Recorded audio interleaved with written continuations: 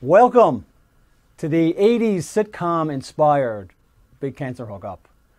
We are coming to you from Yak headquarters, the one night a year that we shut everything out down to here, and we get rolling on a webcast full of amazing stories, fun, funny, powerful stuff for you guys that we have tonight. Thanks so much for tuning in and connecting with us here from Yak HQ and the Big Cancer Hookup. And we are connecting to you literally all across the country, from coast to coast. Victoria, Vancouver, Calgary, Edmonton, the Peg. We've got Toronto, we got Ottawa, Montreal, Halifax, St. John's, and I know all over the place. Anywhere you can get a 28.8 dial-up connection or any kind of internet connection on your phone or iPad. We're glad that you have tuned in. We're glad to have you with us. We wouldn't want you to be anywhere else. You will hear it from me tonight, and you'll hear it consistently in the Yak world. Every cancer, every stage, Yak's got your back. And that's the truth. And this show is about bringing you guys together, giving you a chance to connect on the web and socially in those hangouts in the middle of the winter when we don't get out as much perhaps as we should or as we'd like to. So we're glad you're here, and I am glad you're here. But you're looking at me, but you know, if you've seen this before, I don't, and I can't do this show alone. I have the lovely and talented Miss Kathy Stock joining me again this year. A slightly more condensed, cozy set. Yes. But it's going to work for us very nicely, I think. I like it. Yeah, me too. I feel less lonely, and I get to sit on a chair this year, which is also more very casual exciting. for you. I can almost reach out and touch the keys if I could do anything with those. I would do that, but I can't and won't. Now, we're rocking this on a Saturday night. We are. We know I often like to catch up on emails from Saturday night, and or sometimes a couple of thank you notes. Sure. And given that we've just had Valentine's Day, yes, I thought maybe I could do a couple of Valentine's inspired notes. That's beautiful. So if we can, if you guys don't mind, I'm just taking a couple of minutes. Sure. It won't take me long. Because one of my favorite things to do is to write Roses Are Red poems. Really? Yes. That's one of your favorite things to do. I can see the smile on my wife's face now. I'm not sure if it's like smile of endearment or, oh, here he goes again. But a couple of thank you notes just to get us going, just to start this hookup off right. I like it. Roses are red. My chemo was blue. My pee looked like toilet cleaner. How about you? That's beautiful. In a medical, clinical kind of way. It was either etoposide or Novantrone, for those of you that are wondering. I don't remember which one was blue.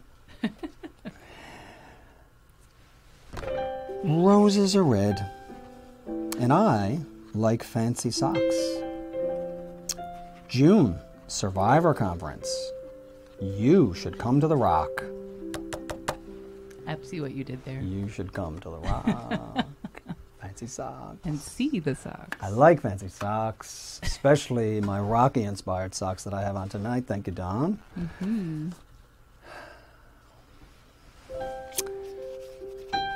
Roses are red. My brain functions fuzzy. A friendly reminder to take the Yak Prime study. Your rhyming skills are out of this world, my friend. Roses are red. PhD masterpiece over here. One more. Okay. Might throw those rhyming skills out just for this one. Sure. Roses are red. Violets are blue. Sugar is sweet. Cancer is an asshole. Yeah, that didn't rhyme at all, but had a lot of beautiful truth to it. So very artistic. Made sense to me. And I know it made sense to a lot of people. That's right. And speaking of gifts, now we're in a place where we've just had Valentine's. We've given some people roses or chocolates or whatever it might be. But it's not just Valentine's for gifts. Gifts can be kind of come through the whole year. Even from the beautiful, beautiful thing called cancer. Wow. Sometimes there are gifts buried in there.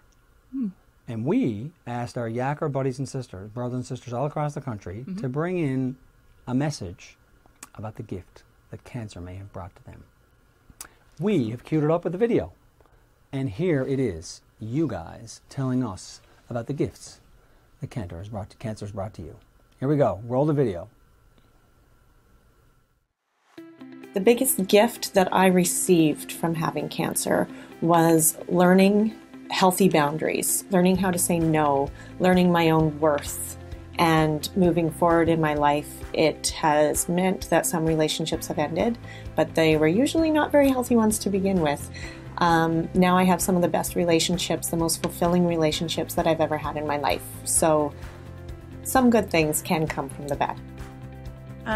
One of the best things that cancer has brought is sort of forcing me into being more vulnerable, because when you're vulnerable, you can let love in a lot easier, and I feel like I love people more and more deeply, and yeah, it's good. An unexpected positive that came out of my diagnosis was one, meeting all the wonderful people in the YAC community that have become my support. But also I've discovered that I really enjoy journaling my journey and using coloring as an activity that helps me de-stress when everything gets out of hand. Being diagnosed with cancer as a young adult fucking sucks. Although meeting so many wonderful people throughout Canada with YAC is a pretty great gift. So during my cancer journey, I've had the usual less than pleasant things like chemotherapy, needle pokes, surgery, etc. But there have also been some good things as well. So there have been the little things like catching up on my Netflix or sewing or making a sweater. But there have also been some other things that have changed me like fundamentally. So I've learned how to be my own advocate. I've learned what's really important. I've made new friends through YAC. And I've also learned what I want to do for my career. So cancer has definitely changed me, and that's not necessarily a bad thing. One gift that cancer has given me is YAC, Young Adult Cancer Canada. Being able to understand what I'm going through and being able to really talk to people about it, that's the world to me. Love you guys. A gift that cancer has taught me is to live each day, to be very positive and to be very grateful for everything in my life, whether it's my family, my friends, my shitty health, just to always give thanks and be positive.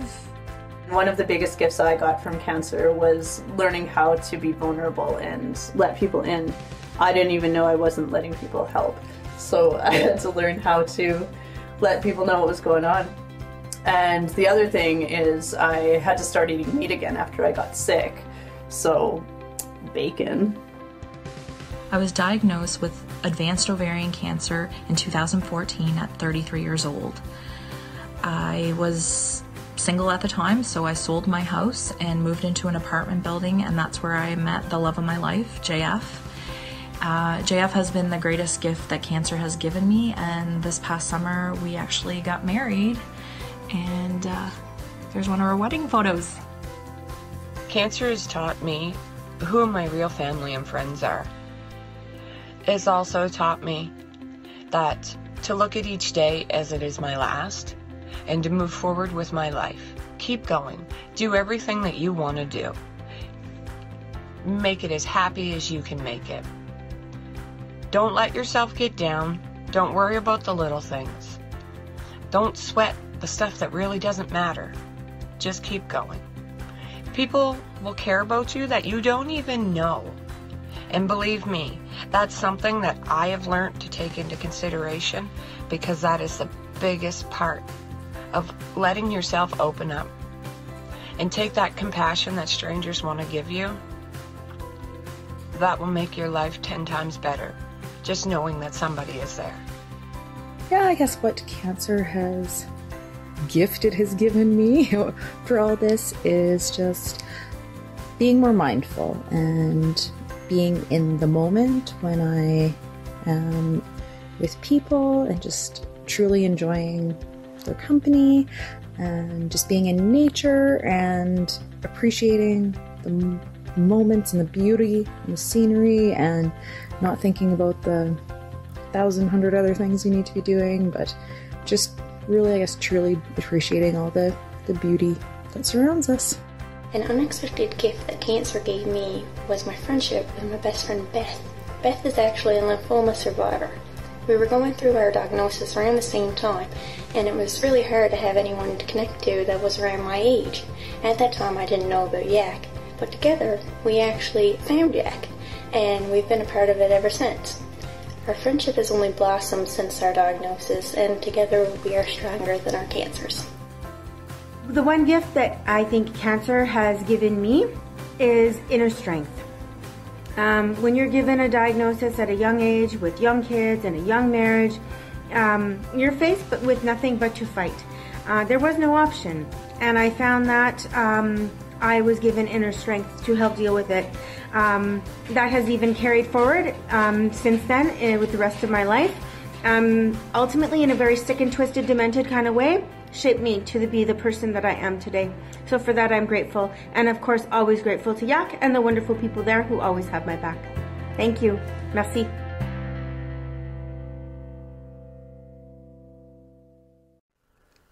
And we're back, and thank you all for jumping in and talking to us about the cancer's greatest gift. Extra special thank you to Val for dropping the first curse in that video, and Marnie for bringing the bacon. Kathy stepped out. She's chasing down another interview out in Gander, central Newfoundland, believe it or not. And my partner in crime, super dear friend and mom of Yak, the heart of Yak, Karine has joined us on the hookup for actually the first time. And it's incredible. It is. Usually Karine is somewhere near or close to the front of wherever we're shooting this thing, and she provides the background noise for the laughing. Yes. And the encouragement. Karine is the best boost for anyone's humor, self-confidence. Thank you. You're so great. Thank you. Well, listen, we're here to talk about something super specific. Yes. And it's a secret. Yeah. It's a secret world of Yak. You can find out all kinds of things about Yak. We're very transparent. Yes. From the money to the people to the programs to the fundraising. But there is a secret world of Yak. There is. And if you're not in it, you may not know about it. Yes. Started by Julie Michaud. Good work. Yes. Good work, Jules. Great work. And it is a private Facebook world of Yak. Yep. And we want to talk a little bit about that. So, you know, like we were kind of talking, if you're not in it, everyone should be in it. Everyone. And you don't have to be an active participant? Nope. How does it work? Let's talk about the people. You know, because there's some people who are definitely in, but I have a feeling that not everybody watching tonight is in that private world. No. And if not everybody watching is not in there, and then you're a young adult with cancer or a supporter, because we have a secret group for supporters too. You know. I do. But if you're not in it, you need to be in it for tons of reasons.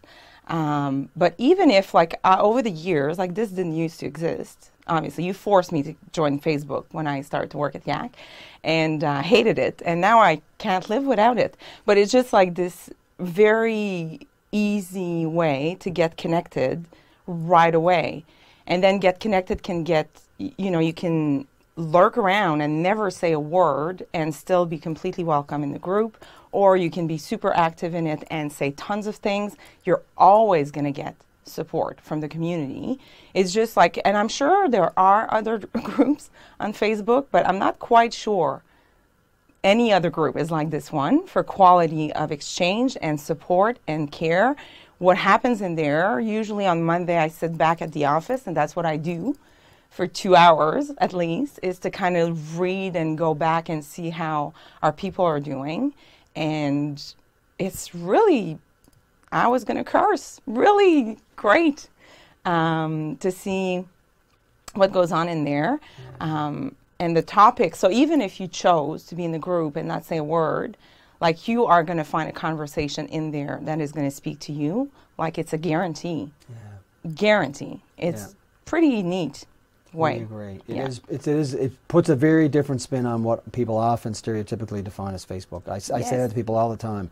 My feed is very different than your feed. When I look at my Facebook feed, I get a lot of the regular stuff. But I get these pieces of power and courage and vulnerability and authenticity. Stuff. Exactly. Yeah. What's been going on in there, just like in the last few days or the last week? What kind of stuff are people talking about? Seriously, like let's say I looked at a week, and basically the conversations that took place were stuff about relationship, and about like relationship meaning being disappointed from friends not showing up anymore, or from people super close to you kind of not showing up exactly the way you would need, and then a bunch of people sharing on that. So it's not really, this is happening to me, tell me what to do. People will say, well, me too, or here's what I did that helped me. And so then it becomes a very dynamic conversation. So there was stuff about relationships, stuff about anxiety, so people waiting for test results. There were a bunch last week, and I hope everything went good, but that definitely happened. There were talk about depression and about really rough emotional space. So that's always, like, to me, I always get so touched by people being so honest and so vulnerable about where they're at, and to see the response, like, seriously. People talked about career last week. They talked about fear of recurrence. There were a lot of that happening. Teeth, like side effects from chemo, I guess, and all of that was going on just in 5 days. Really in-depth conversation about all of those topics. So that's kind of what we do. That's right, and it can be as varied as what you've just laid out. Yeah. Yackers should know we are there. Yes. We don't live on it 24/7, but we are there to take care and manage and monitor. But what the power of that real group is that you get access to, growing and growing numbers of your peers who totally get what you're going through. 630. And that's right. And I mean, it is a rapidly changing space of yak. Like you said, like 4 or 5 years ago, this didn't really exist at all like it does today. But it's a really powerful tool to find people that are just like you, get some answers to questions that you may have had that can be real serious things, treatment related, practical things like work or side effects, or all kinds of stuff is going on in there. So if you're not in the private Facebook world of Yak, we want you in there. You need to be. And there's great jokes too. Like, there's nobody better than our community to make the best cancer jokes ever. We agree. So I do laugh out loud at least once a week, if not more. Thanks for coming and talking to us about private Facebook World Yak. Thank you. Join in. Yeah, Join in. Right. That's right. Bring it. And now I know Kathy has just reported in. She's tracked down her friend Cian out in Gander, Newfoundland and Labrador. And Kathy is going to bring you Cian's story. So I'm going to switch it over to Kathy. This is Kathy Stock, and I'm coming to you from Gander, Newfoundland, on location here. And we are going to be talking to an incredible cancer survivor today. Her name is Cian Heath. And welcome to the show, Cian. We're so glad that you're here with us. Thank you for having me. So tell us a little bit about yourself. Who is Cian? I am mother to 2, Lakin and Liam. They're 9 and almost 7. And my husband and I pastor here in Gander. I'm the children's pastor, and my husband is the youth pastor. And we're 35 years old, and we love people. That's who I am. That's awesome. Well, we're glad that you're chatting with us today. We're going to be talking a little bit about your cancer experience. Most of the people who are watching this are very familiar with that. And so tell us a little bit about that. Was that pretty shocking news for you? How did you come about learning about your disease? It was very shocking news. Yeah. I had been feeling unwell, flu-like symptoms for about 3 weeks, and I'd had a couple of trips to Emerge and lots of blood work done, and just was really tired, and probably would have just passed it off as flu, but was getting like these weird rashes and stuff along with it. So after a couple of trips to Emerge, and there were days where I felt fine. So I'm like, I'm not really sick. But then the next day I might feel like it again. So I had lots of blood work done. And one day I was actually feeling good, and I was at work.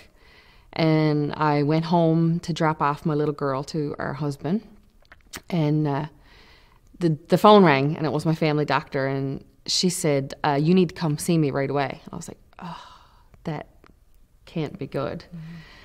So I dropped off my little girl and I went later on that day to the clinic to see her, and she was like, you need to go to St. John's tomorrow for a bone marrow test because you might have leukemia. So I lost it there. Sure. In the doctor's office a little bit, and it was by myself. I didn't really expect that news, but it was still like, oh, well, I might not have it. It's not a confirmed thing.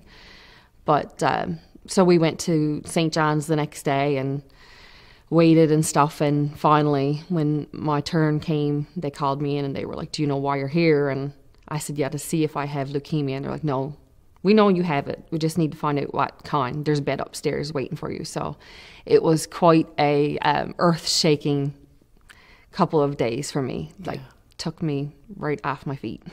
That's wild. How long ago was that? We're coming up on almost 4 years. It was 2014. That's definitely not something you wake up in the morning prepared to expect to do. Not at all. So for those of you who are not from Newfoundland, Gander is about 3 to 4 hours, depending on how you drive, from St. John's, where Cian had to go to the hospital. So that's pretty far from home to have to all of a sudden not knowing you were going to be leaving your home for even the night. Right. How long did you end up being in the hospital then? Well, they did tell me to take a bag for enough for 2 weeks, just in case, was their words. So we packed a bag and we were saying, but we're not going to need it. We're not going to need it. And immediately, of course, I was admitted, and I was in the hospital originally, my first bout of treatments for about 3 weeks, just over 3 weeks, I believe. Some things are foggy. But we couldn't come back to Gander for a long time after, because I would have to stay in the city and come back for the daily treatments and stuff at ATP. So sure. What happened after St. John? So you did chemotherapy? Was that your... I did my first round of chemotherapy, and thankfully I got news like right away that the cancer went into remission. Nice. So that was fantastic. So I was like, okay, I'm ready to go home now, bye. Right. But it didn't quite go like that. They were like, no, you continue on with 6 months of chemo and 2 years of maintenance chemo, or you choose the bone marrow transplant. So you went to Halifax. How long were you there? I was in Halifax, I believe, for about 5 weeks, start to finish. Just you and your husband? Me and my husband for the first 3 weeks when I had the bone marrow transplant. And then my brother and his girlfriend came with us. He was my donor. Okay. So they were there with us for the best part of a week. And then when I started to rebound and come back up from the transplant a little bit, my mom and the 2 kids also flew up. And so I spent my last couple of weeks there in an apartment as opposed to the hospital. So what do you do now? What's the status on everything now, 4 years after the fact? 4 years after the fact, I am not on any medication. That's awesome. Which is also another woo moment. Yes. I remember them telling me, well, you may be on cyclosporin for the rest of your days type thing, but I am off of all of that, and I go back for my yearly checkup and my yearly blood work. So that's not too bad, considering it starts off as like, okay, a couple times a week, then every week, every 3 weeks, and you finally get to the point like you can't wait at every juncture, like, oh, I just can't wait till it's only every 3 months or every 6 months. That's right. So once a year I can deal with that. Was there anything surprising to you after everything, after the dust settled, after everything kind of was supposed to go back to normal and you went home? Was that different than you thought it was going to be? Absolutely. That seems to be a trend. Absolutely. I kind of felt like a puzzle piece that didn't fit anymore. I was obviously victorious. I couldn't wait for that moment to come home. And when they finally let me home, people from our church had decorated the house, and they had a finish line posted, and we broke through the finish line and stuff like that. It was awesome. And just to be in our own surroundings with people that we recognized again was awesome. But it's hard to explain, but it was just you would come through something so traumatic that you're in survival mode when it's happening, and it's fight mode, let's go. You are processing along the way. But then after the fact, we came back and it's whoa, everything else goes back to normal. My husband was back to work. Lakin's back in school. I'm still not quite well enough to go back to work for a while. So I've got a lot of thinking time to process everything now. And I guess it was like post-traumatic stress. Absolutely. But yeah, I felt like, wow, I don't fit into conversations anymore. Like just the everyday chit chat or whatever, like just after coming through something that would like rocked your world, to hear people complain about little stuff or whatever was like a little hard to sometimes, but eventually you find a new balance and a good balance with people and stuff in that. But so would you say your perspective has changed a lot? Absolutely. Priorities? Absolutely. That was one of the things coming back that was good to me. It was a grateful takeaway.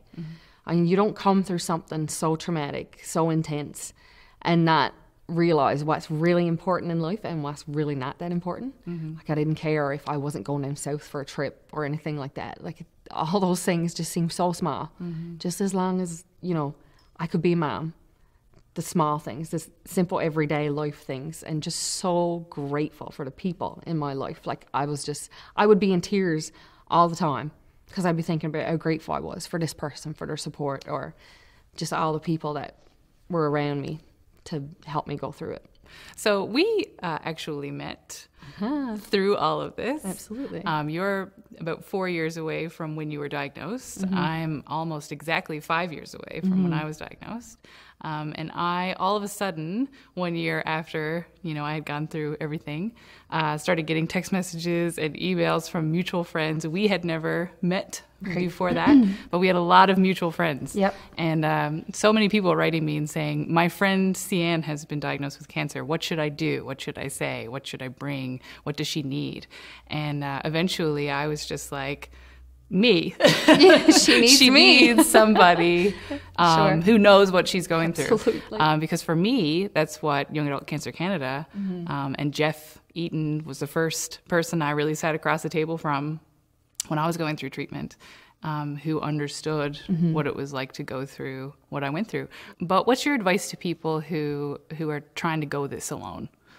Is that possible? I would definitely say seeking out someone who has been through it. If like ask the doctors and nurses there, is there someone that has been through this that I could talk to? It helped me so much to see you on the other side with hair, a mom. You got it. You knew the mom heartache in it all. And to see you doing so good was like such an inspiration to me. And that gave me like, some days I would text you and be like, can you send me a picture of you with no hair? Because I just need to remember and know that you were here at one point. Yep. This was your reality. And now you look so amazing and you're doing so amazing. You're so healthy. I know when I visited you in the hospital, I shared with you about Young Adult Cancer Canada's profiles that they have online.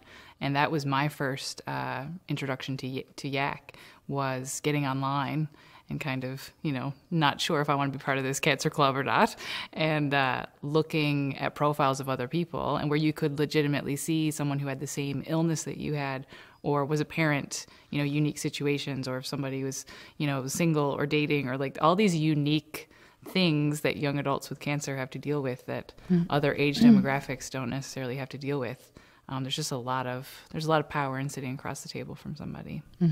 And I do not like how we met, no, but I'm very glad that we did. Yes. And there's this unique kind of sisterhood in this, and we find that in our young adult cancer community. It's you know, it's the club you don't want to be a part of, but we're really glad to have each other.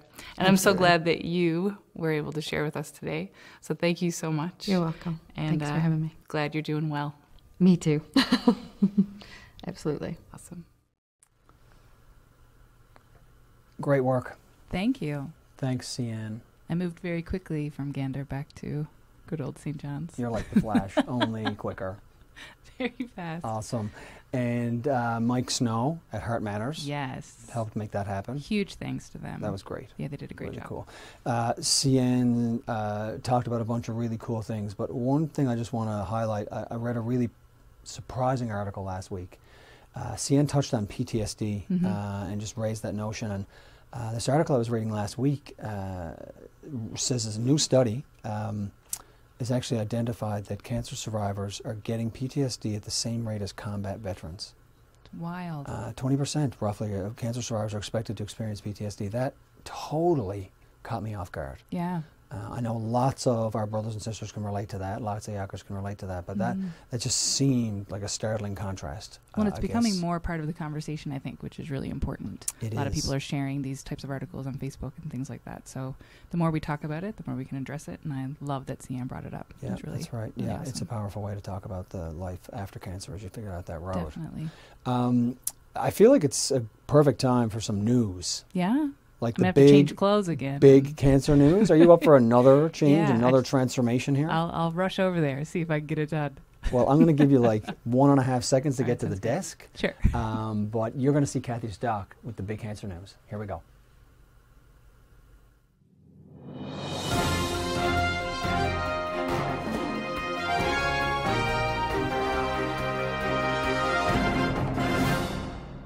Good evening, and welcome to the Big Cancer News. My name is Kathy Stock, and here are tonight's top stories.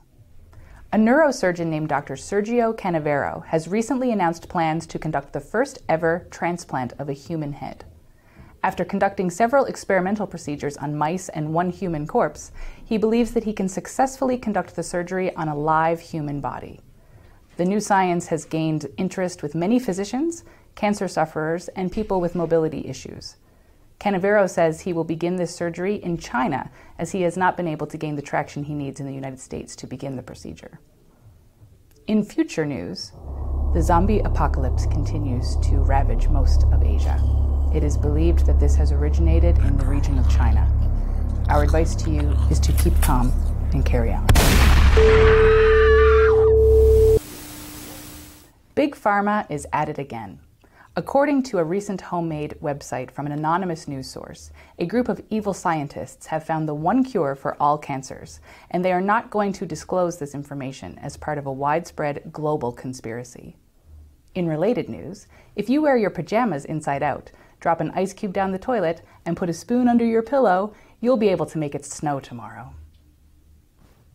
A 35-year-old female thyroid cancer survivor from Vancouver Island was recently arrested for causing a disturbance and for public urination after a thyroid cancer radiation treatment went awry. Here with more on that story is Shannon Walker. Shannon? Thank you, Kathy. Residents of Vancouver Island are sleeping more soundly this evening, knowing that this lady, young adult cancer survivor, April Pewell, is behind bars. We at Big Cancer News West Coast have been granted exclusive access to the Women's Maximum Security Prison, where she is being held without bail. Here she is now. April, I'm Shannon Walker from Big Cancer News West Coast. How do you respond to these allegations? I'm innocent. Last night, the station received an anonymous tip, including video footage. Let's take a look. Play the video, Kathy. Are you peeing in the park? What is wrong with you? This is a kid's park. Kids play here. What kind of sick person pees in the kids' park? Come back here. What do you have to say now that this new evidence has come to light? Okay, here's the sitch. Okay, so I was diagnosed with thyroid cancer. Okay, so the first thing that they do, they take your thyroid out. Do you know what your thyroid does? It does everything. It's like a remote control for your body. So they take away my remote control and they tell me, you need to go to the hospital for treatment. And do you know what they give you for treatment when you have thyroid cancer? Radioactive iodine. Do you know how you have to drink the radioactive iodine? It comes in a giant lead pot, okay?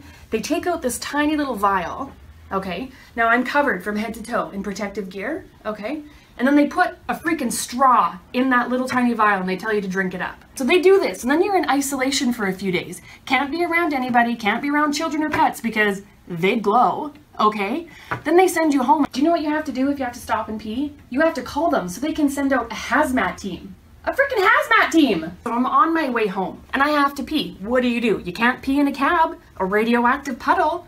So I pull over at the closest park, try to find a space to hide, and I let loose. Before I could call this hazmat team, some crazy friggin' lady comes out with a giant flashlight and a friggin' home movie camera and starts recording the whole thing. So I ran. What are your plans for the future now that you're behind bars? Well, now that this new evidence has come to light, I guess I'm going to be in here probably 20 years to life, but, you know, it's not all bad. I've made some really good friends in here, and let's be honest, on the outside, between not being able to work and trying to cover all my medications, in here, I've got it made. I have no rent to pay, I have free medical, and somebody feeds me 3 times a day. So, I don't know, who's really winning? I see you have some new ink that wasn't in your mugshot. Can you tell our viewers about your new jailhouse tat? Big Bertha gave it to me. It's kind of like a sign of ownership in here. April, it's lights out. Wow, my Snuckle Bunny. I gotta go. Is April Pewell a hard, fast criminal or a victim of circumstance?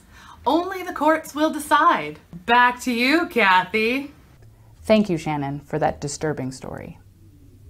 From all of us at the Big Cancer News, that has been our broadcast this evening. Thank you and good night.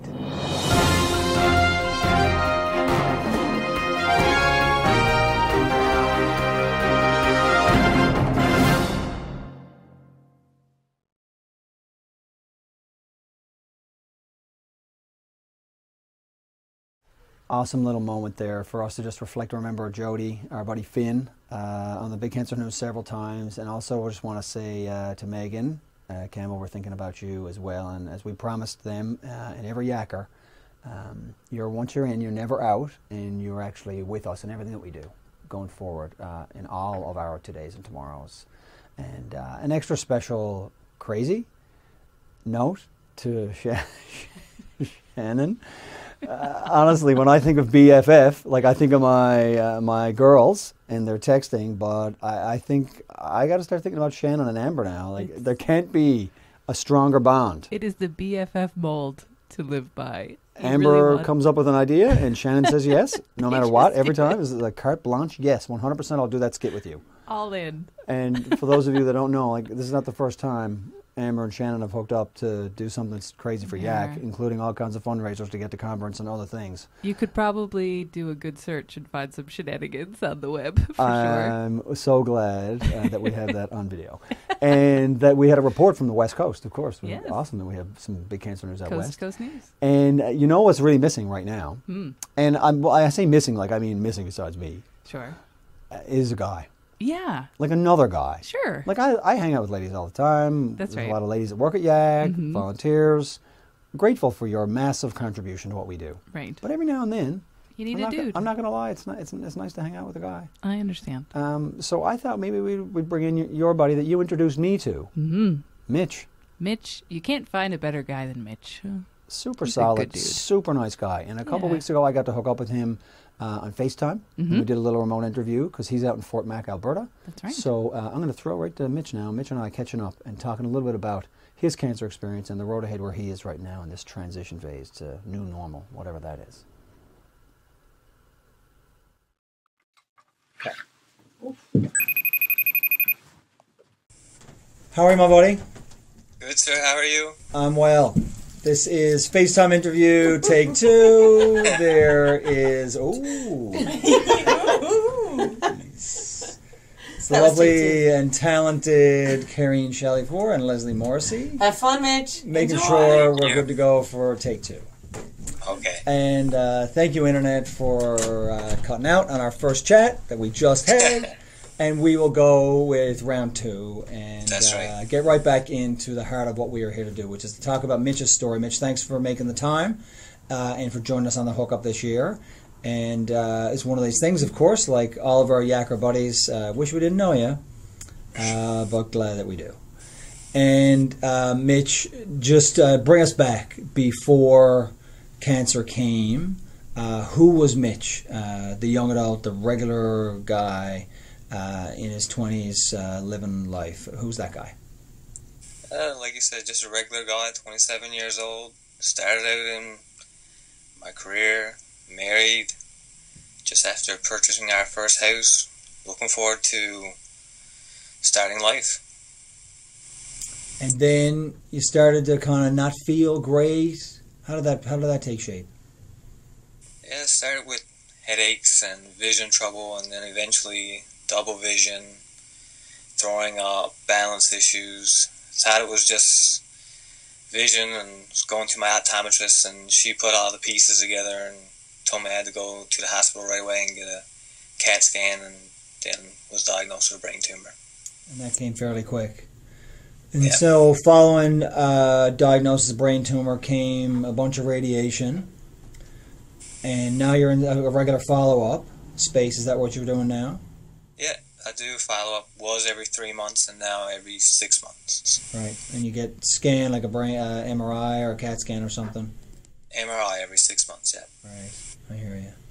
And, you know, they say for a normal person, moving and starting a new career are two of the top 3 most stressful life experiences.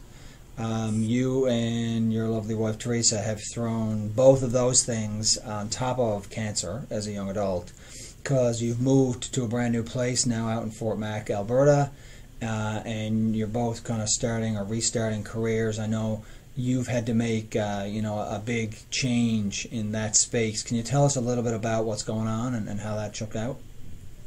Yeah, we just moved up here. I was an electrician before. Now, because of the cancer, I can't go back to doing that work anymore, so I just started working with the homeless, which is a passion that I've always had for a while, so that's a good thing, I guess, but it's been very difficult not being able to go back to the career that I was very confident and very comfortable in. So you're not back in the electrician construction industry for a real practical reason, or energy or stamina? What's driving that? Mostly with the vision. I don't know if I'd have the energy right now either, but the biggest reason why doctors don't want me to go back is because of the vision with no depth perception. They don't think it's safe for me to go back to electrical work anymore. Yeah, I bet you. You don't want to be messing around in that space. I get it. And so you're finding a new path, and like you said, you've got one that is still connected to a passion of yours, but it's not insignificant to kind of let that whole massive part of yourself go for a while, or perhaps for the long haul. How are you working through that? It's been tough. Anxiety and trying to cope with finding the new normal, and what my physical limitations are, what my mental limitations are. It's probably been one of the hardest parts of this cancer process, for sure. And as you look forward on the road ahead, do you start to feel more confident that you're in a place where I'm feeling better about not doing what I normally do?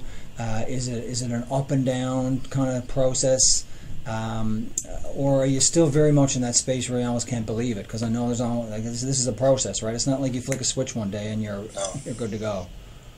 It's, like you said, very much a process. There's days that I feel angry that I can't go back and do what I wanted to do. And then there's times I feel thankful that I'm still able to do anything at all, but it's a process. There's good days, there's bad days, there's highs, and there's lows. Yeah, and you know what? An extra high five for you to even just allow yourself to be in that space, especially as guys. I don't know if you've heard this, but sometimes us fellas, we think we've got it all worked out.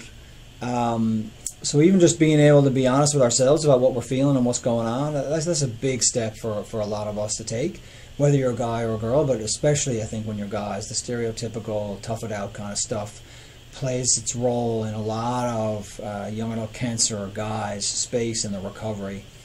Many years ago, a buddy of Yak's, Travis Gouvet, coined the phrase reintrajectorization. It was actually at our very first retreat. And he was trying to articulate what it is that young adults deal with when they're kind of going down this path of life. Cancer comes and you get totally railroaded off onto another path. And he was trying to reintrajectorize himself, and we all are at some level after treatment, and trying to figure out what's this new path look like. And I know you guys are very much there, and you are very much figuring that out right now. Any thoughts or advice that you would have to people who are in that same space right now? Because there's definitely lots of them in Yak's network right across the country. I think the biggest thing for me is reminding to be gracious with myself, giving myself time and being patient and allowing myself to work through the, like I said, the highs and the lows, and just finding that new normal. It takes time, and that's a whole process in itself. Right. And what tools do you bring to bear on that process? Like, what helps you in that? A lot of it is my wife, to be honest with you, having the support and not being afraid to be vulnerable and reach out and let her know exactly how I'm feeling, and tapping into the resources that I have. I hear you. And I know you've been connected to Yak for about a year now, and came to conference last year with Teresa, and then you had the opportunity to connect to retreat last summer. Is there one thing that kind of jumps out from you from those experiences that that's really kind of helped you in the past, and then now still today as you continue to figure out the road forward? Yeah, absolutely. Like I said, the first thing was that conference when my wife and I both got to go and sitting on a workshop on brain fog and sitting with a bunch of people who understood what I was going through more than I probably understood at the time, and not being aware of how impactful brain fog can be for people. It was very encouraging, and it's just powerful to know that there was people that knew what I was going through. And that's right, and that's one of the powerful parts about connecting with other people who get it, because as I know you've lived through, and most every young adult that's been diagnosed with cancer, they're the first one of their buddies to get it.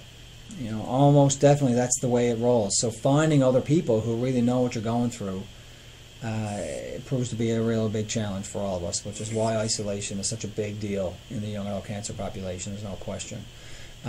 We're so glad that you guys are still kind of very, very connected to Yak and to each other, and you're figuring this out, you're leaning on each other. You know that you can continue, and I hope you will continue to lean on your Yak buddies whenever you need. And it would be absolutely amazing for us to get you back to a conference or another Yak event in the near future. So we hope you will stay very connected. I know we will be to you, and we'll look forward to seeing you again, whether it's through a screen or the face-to-face action, one way or the other, my buddy. Thanks so much for doing this, and you keep taking care of yourself. Take care. All the best to Teresa. Okay. Thanks, Mitch. You're welcome. Bye. And we're back from Mitch. Thanks, dude, for connecting with me. Really appreciate you being so honest and talking to us about your process. And it is a process that you're going through. I know that. And now I'm going to grab my scarf and maybe my coat on the way out, and I'm just going to go outside for a walk a little bit to cool down, because I got something I want to talk to you about. See you in a minute. I'm Jeff Eaton, two-time cancer survivor and executive director of Young Adult Cancer Canada. And I'm sick of this shit. I'm sick of no research attention. I'm sick of the lowest survival improvement, lowest trial participation, no widespread customized support programs for young adults across Canada. The kids, adults, and seniors, massive survival improvement. They get all the research funds. Oh, I misspoke. 99.6% of the research funds go to kids, adults, and seniors. They got the highest participation in trials. If you're an adult or a senior, you got a support program in almost every single community in this country. The kids have provincial and national charities raising tons of funds to help them get through this massive challenge. And they have their own hospitals. Seriously, how did we miss out on that? How did we get to here? I got a few ideas. For some mad reason, in Canada, you're considered an adult when you turn 18. And although you think you know it all when you're 18, the truth is, you don't know shit. Canadian social policy has created two tiers, the kids and everyone else. Now, this isn't just a cancer issue, but it is playing out in the lives of young adults facing cancer every day in our life. We're not cute like the kids. They're so sweet and cuddly and vulnerable. Damn, since I became a dad, I can't even watch an episode of Full House without getting a little misty in the eyes. We are no match for those cute kids. especially in the boardrooms where the politicians are making those big health spending decisions and our business leaders are making those massive charitable commitments. And we're not rich like our parents and grandparents. No wonder YAC's budget is 10% of our cancer charity brothers and sisters. We're not cute like the kids. We're not rich like our parents. And our government thinks we're all grown up, ready to take care of anything that life throws at us. What are we to do? A secret for success in life. We build from strength. And you know what you have among your strengths? Your story. There is no greater force for change than your story. And maybe some cold hard facts. So we want you to share your story. Share it with YAC. Share it with your family, your friends, your coworkers. The tech masters of the universe have given you multiple platforms on which you can share your story. And add your voice to the YAC Prime study so we can turn your story into cold hard facts. Personal stories and cold hard facts. I hear they work wonders in the boardroom. Damn, that was cold. You don't have hair on top. Being out in that winter, cold. So what do we take away from Jeff's rant? Share your story, turn it into cold hard facts by participating in the YAC Prime study. Really cool things we're going to do in the YAC Prime study. We're going to look at the challenges that you are facing, the psychosocial challenges, the financial stuff, the physical stuff. And then we're going to compare that to our non-cancer peers, like our buddies that, you know, went on to kind of take a normal path through this young adult years. We're going to compare their life with ours as young adults and see the differences. And also we're going to look at your connection and your depth and frequency of connection with YAC.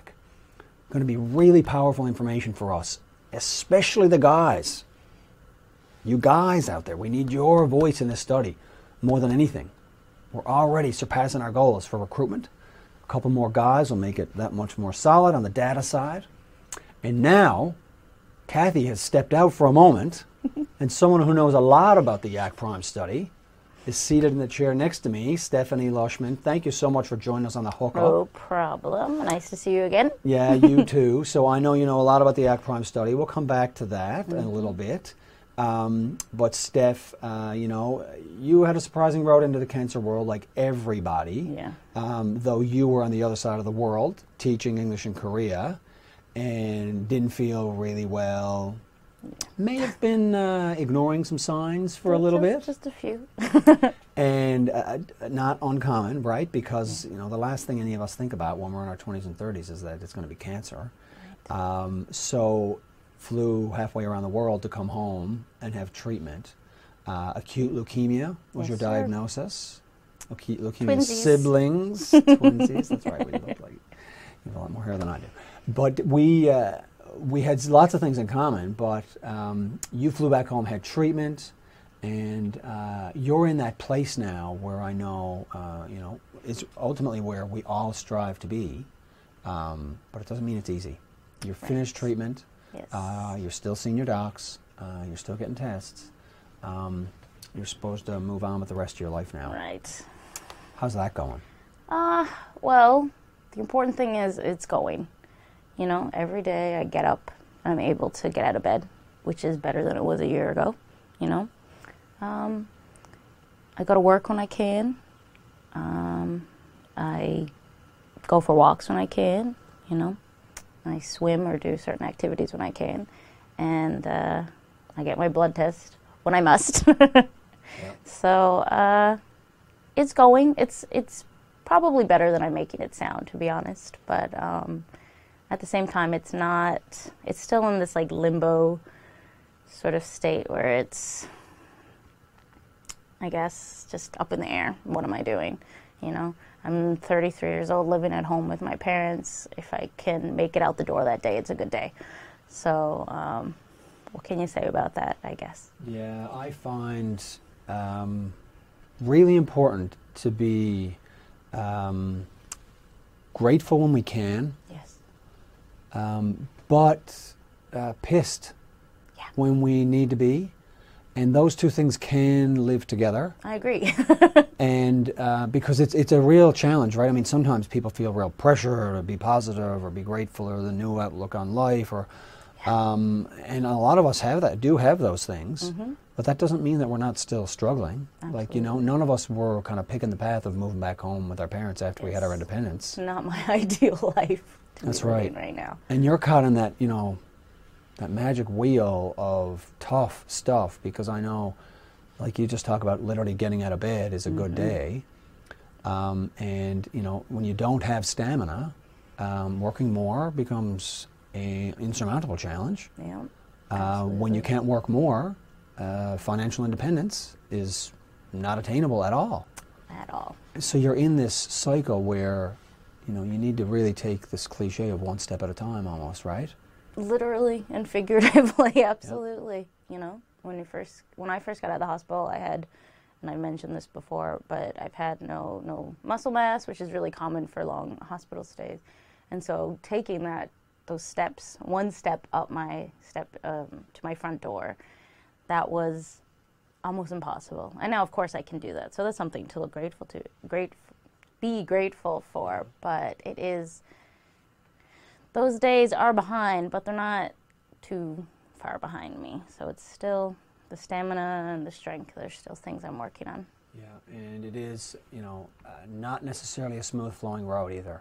Absolutely not. You know, you can have days and weeks in a row where things are great and you're progressing and the energy's building, and then, I mean, I found, you know, sometimes you don't even know what it is. No. You didn't push yourself over the top or stay out or extra late or whatever it is, but you can have days or even longer periods where your energy's down and you don't have And it the doesn't gas. make sense. And if you do push yourself, like I did this past Friday, I worked at my job, I worked part-time, and then I went to a gallery opening and I had to get a bus to get there, and it was just, it sounds so simple, work 3 hours, then go to a gallery opening for a couple hours and hop on a bus. That's normal. That's like a laid-back day for a lot of people. But for me, for 2 days, I couldn't get out of bed and do anything after doing that. But then I could tell people, hey, I pushed myself. That's why, like, and they understand. But if I do that, sometimes I wake up and I feel that way, and I don't know why, as you said. And I don't even understand, let alone how to explain that to my boss, how to explain that to my family. You know, it's my turn to do some chores or cook or something, but I just don't have the energy. How can I say that? It doesn't make any sense. It sucks. So how do you deal with that?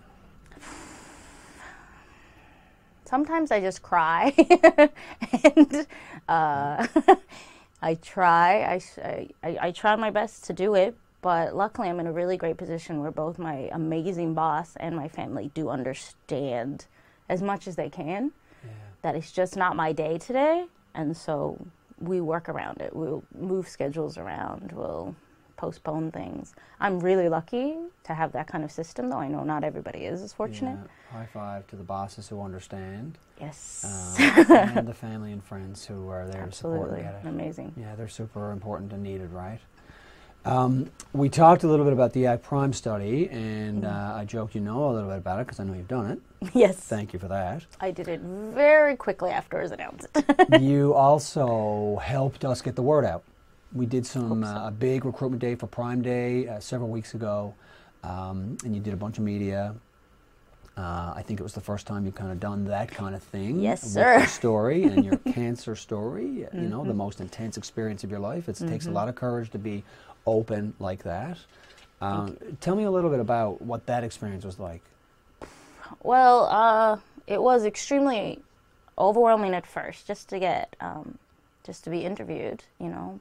Ramona Deering was extremely warm and made me feel as comfortable as possible. But then the aftermath of that, it was really scary for me, I think, because just talking one-on-one with people, I do that. I'm very good at that. As we see right now, I think I'm doing great, but thank you. But I kind of stayed away from social media. As I explained to you before, I kind of just did my post, hey, here's a long post, I have cancer, that sucks, just to let you know. And like a year later, like, hey, I'm doing all right, just to let you know. And I kind of stayed away from social media, and this was kind of my first real jump into it, and it was a really heavy way for me to do it, because once I get talking, I'm really candid. I talked about diapers, I think, in one of the interviews. Yep. And I talked about being on social assistance, welfare. Yep. And I'm continuing to talk about it right now with no shame. And there shouldn't be shame. It's important. But it's a lot to put out there at once. So it was, I kind of hid away the first couple of days after the interview with CBC, and then the radio interview. I kind of hid away. And then I was like, no, just do it. The support was amazing. I think obviously there was nothing negative. Like no one was at me saying you're wasting our tax dollars by being on social assistance or anything. I don't know why I was expecting negative feedback, but the support from friends and family abroad, because I did live abroad, so I have a large support system from away, and many friends there. It was overwhelming in the best way possible, and people were really happy that I kind of put myself out there to for multiple reasons, to say how I was doing. It was kind of like a,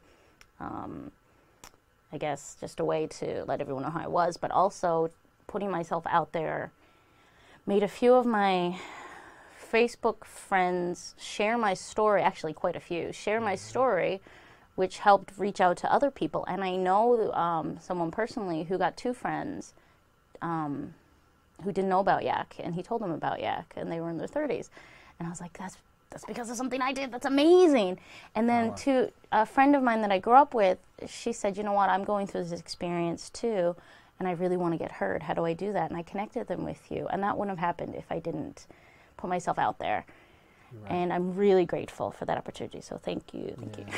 Thank you for that. Oh, no. And you've hit on so many powerful things. Like it takes a lot of courage to be that honest, because you can be open, but still keep a lot of cards to your chest. But talking about, the real honest struggles that you're dealing with right now, super, super powerful. And what you experienced is what happens most times, is people are going to connect with that, like a real honest story that's authentic. People connect with that, and that's what you've experienced. And it's really cool that people shared it to the point where it reached other young adults who didn't know about Yak, and then they connected in. That's what we want to do, and we just want to underscore, certainly with everybody, that the power of your story. It's hard to underestimate. You can't imagine the impact you can have on other people by sharing your story, whatever that looks like for you. And it's not for everybody, but I can say, personally for me, and it's cool to hear you. But, I can say it was one of the most powerful decisions I ever made in my life. I'm really grateful for it. I have no regrets about it. Even when I heard the radio interview, and I was like, wow, it was extremely candid and honest. Mm-hmm. And then I was just embarrassed for a second, because I listened to it with my parents and my sister, and they were like, that's great that you did that. I'm so happy that you're comfortable enough to share that, because people are listening that never even thought about that or that are going through it themselves. And I said, you're right. There's nothing to be ashamed of. You are so right on that. So right. So listen, thank you for helping us get the word out, and you've continued because you're here. And you know that we will be talking to you more about how we can keep helping use your story to make an impact on other people who are either dealing with the same challenges you are, or who didn't understand at all. Why is cancer different for young adults? I don't get it. Yeah. Well, your story is one of those reasons that's going to help them get that understanding. And the Yak Prime study is basically a collection of all of our voices, and that is where we need more of those voices. We've done some really cool recruitment. Our buddies at DC Design House helped us do some really cool ads. We kind of got this campaign built around I'm sick of this shit. And we want to show you one of the videos they did, which was rolling consistently across the digital networks as we looked to hit phase 3 recruitment. So this is a little short video from the Yak Prime study, phase 3 recruitment. You'll see the sick of this shit theme throughout the video. I hope you enjoy. Young adults are in the prime of their lives. But life is different when you have cancer in your late teens, 20s, and 30s. Your friends don't understand why you don't want to hang out.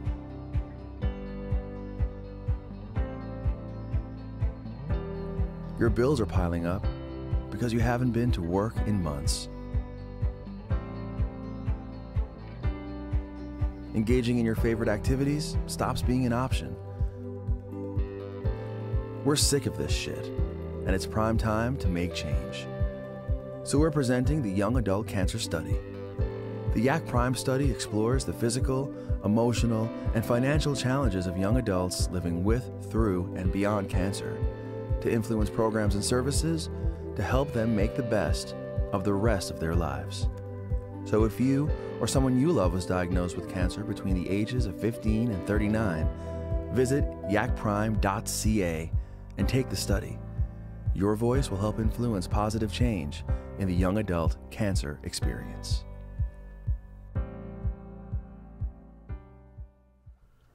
Take the study.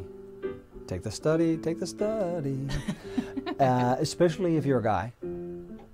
Ladies, of course, we would love more of your voice. We want to get to 100 guys. We need the guys, especially, to take the study. Do we know how many we have so far? I think we're like 70, so we're really close. And guys, apparently in the research world, like sample size really matters. So 100 is like a magic number. So if we can get to 100 guys, it really helps the data. Those cold hard facts we talked about. Take the study. And of course, ladies, we would love you to take the study as well. yacprime.ca. And a huge thank you to the lovely and talented Kathy Stock, Les, Karine, Don, Angie, Lisa, so many powerhouse ladies here at YAC help make us go. Tristan, your guys, you make us look so much better than we actually are. Thank you. Bell TV1 and VOCM Cares sponsorship matters. It makes us and being able to do these things. Thank you, guys. All of you who have hosted hookups across the country and everyone who's tuned in. A huge, massive thank you. Every cancer, every stage, YAC's got your back. Good night. And my friend Kathy is now going to play us out, and we're going to hear an original tune from her, Overcome. Here it is.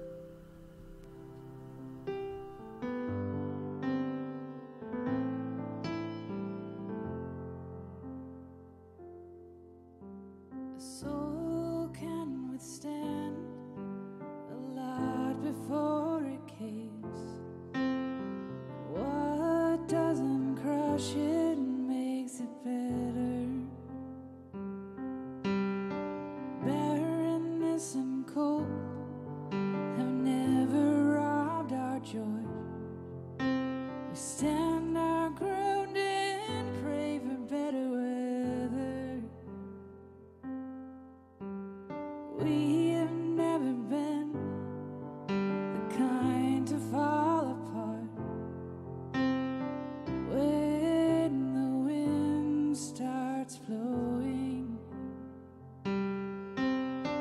We have never been the kind to drift away. Instead we raise our anchor and keep going. We overcome.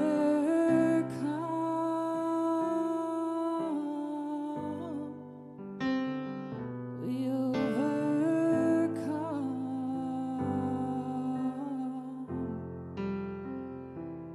We mourn the things we've lost and cherish what we've won. We have overcome.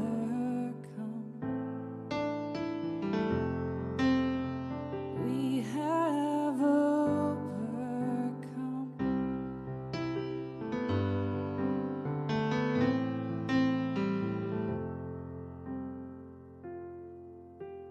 It takes a lot of strength to face another